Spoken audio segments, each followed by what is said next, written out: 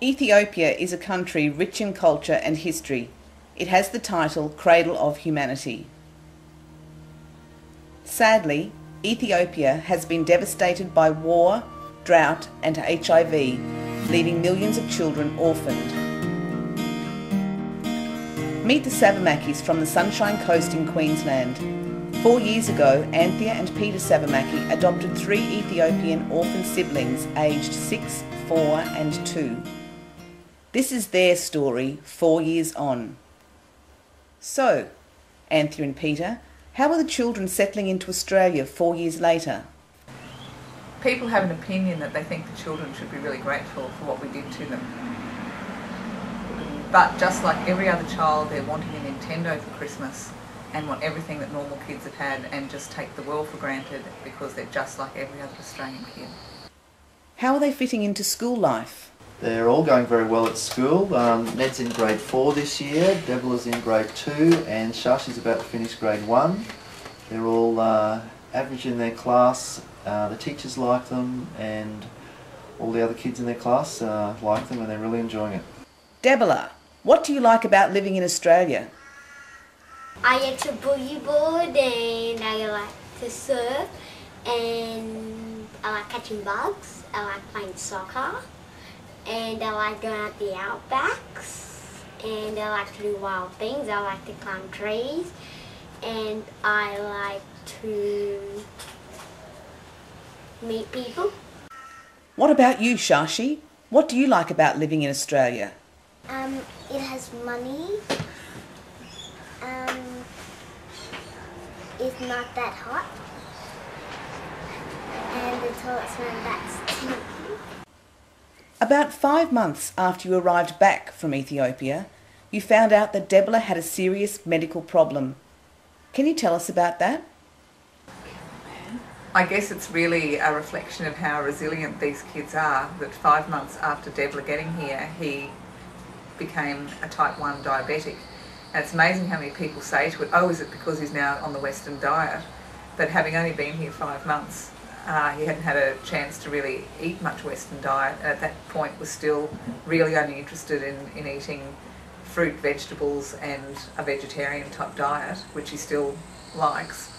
So for a little boy to come to this country at 4 years of age and become a diabetic, and by the time he had turned 5 he was self-injecting. So in that period of 4 years since they've been with us in Australia, not only has he had to deal with all the issues of learning English and being able to assimilate into an Australian school, he's also had to put up with having a chronic illness, which has affected often his ability to think. It's painful, he has to have needles all the time, and I just think it's a reflection of kids' resilience, that he's had so much to put up with and he's still got a long way to go, but he's really taken it all on board very well. Anthea, how do you feel about the Immigration Minister Kevin Andrews' moratorium on African refugees? These children have come from Ethiopia and come straight into a Western family, versus the refugees have really worked really hard. They've obviously had to get to refugee camps and have valid reasons for coming to Australia. So here in Australia now they are living in a maybe lower socio-economic group than they may have been when they were in their own home countries. And being grown-up Ethiopians, it's very difficult for them to learn about our customs and our cultures. And their children are going to school and picking up on the English more quickly, they're picking up on the Australian culture more quickly, and so of course they're trying to teach their parents how Australians live and what the Australian way of life is. And that's causing big problems because the parents can't moderate a lot of that behaviour because they actually don't know what our rules and customs are. So when our children actually come down to functions in Brisbane that involve trying to get together all the African people to give them a cultural experience, they've already come into a Western family where they know how to ride a surfboard, they know how to ride a boogie board, they've been very Australianised. So as we say, they're Aussieopians. We've had the ability to take them back to Ethiopia. We have the ability to buy them traditional outfits, so we can provide for them a lot of cultural things, plus provide for them a fully Australian background.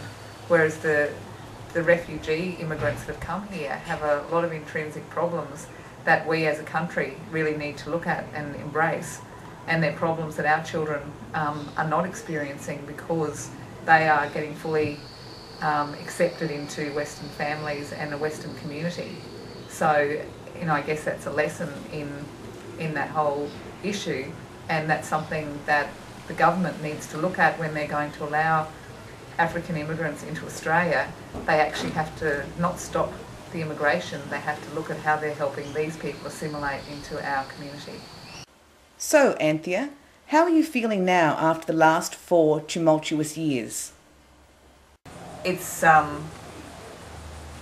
you really move on from the whole adoption experience, and I think at this point, coming into the 5th year, that if there's such a thing as a normal family, I think we are one, and that we just every day deal with all the stuff that every family deals with.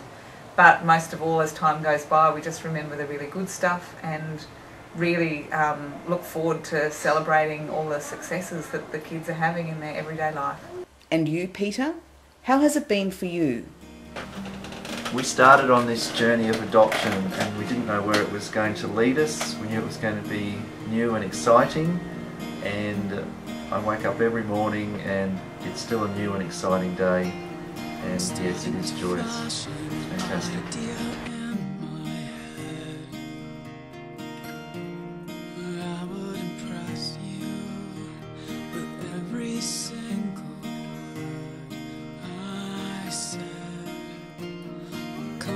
Insightful, or brave, or smooth, or charming.